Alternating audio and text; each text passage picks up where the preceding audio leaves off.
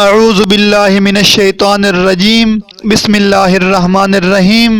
السلام علیکم ناظرین، ملٹی چینل کی جانب سے میں ہوں عصمت جنجوعہ، اور آج میں ایک نئی ویڈیو کے ساتھ آپ حضرات کی خدمت میں حاضر ہوں۔ ناظرین، میں امید کرتا ہوں کہ آپ حضرات خیر و عافیت کے ساتھ ہوں گے، اور میری دعا ہے کہ آپ حضرات ہمیشہ خوش رہیں، آباد رہیں، ہنستے رہیں، مسکراتے رہیں، آمین۔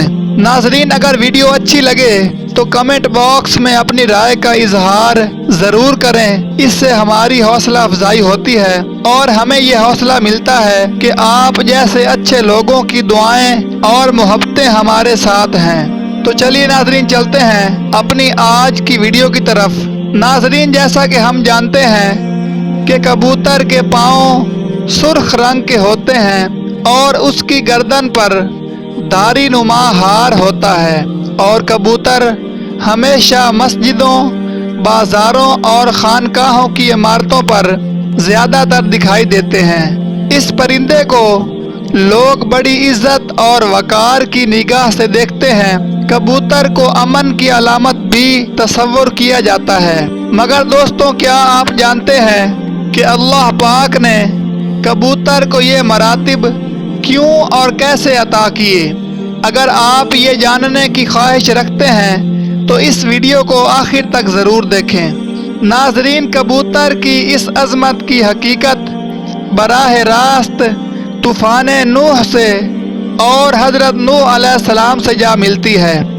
طوفان نوح کے بعد حضرت نوح علیہ السلام کی کشتی جودی پہاڑ پر پہنچ کر ٹھہر گئی، تو حضرت نوح علیہ السلام نے روئے زمین کی خبر لانے کے لیے کبوتر کو بھیجا، تو وہ زمین پر نہیں اترا بلکہ ملک سبا سے زیتون کی ایک پتی چونچ میں لے کر آ گیا۔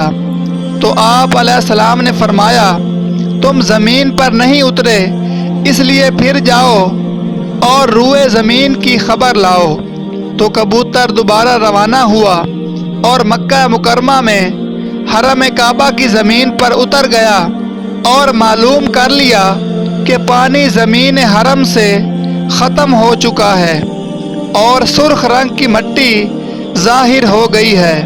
کبوتر کے دونوں پاؤں سرخ رنگ کی مٹی سے رنگین ہو گئے، اور وہ اسی حالت میں حضرت نوح علیہ السلام کے پاس واپس آ گیا اور عرض کرنے لگا کہ اے خدا کے پیغمبر، آپ میرے گلے میں ایک خوبصورت توق عطا فرمائیے اور میرے پاؤں میں سرخ خضاب مرحمت فرمائیے، اور مجھے زمین حرم میں سکونت کا شرف عطا فرمائیے۔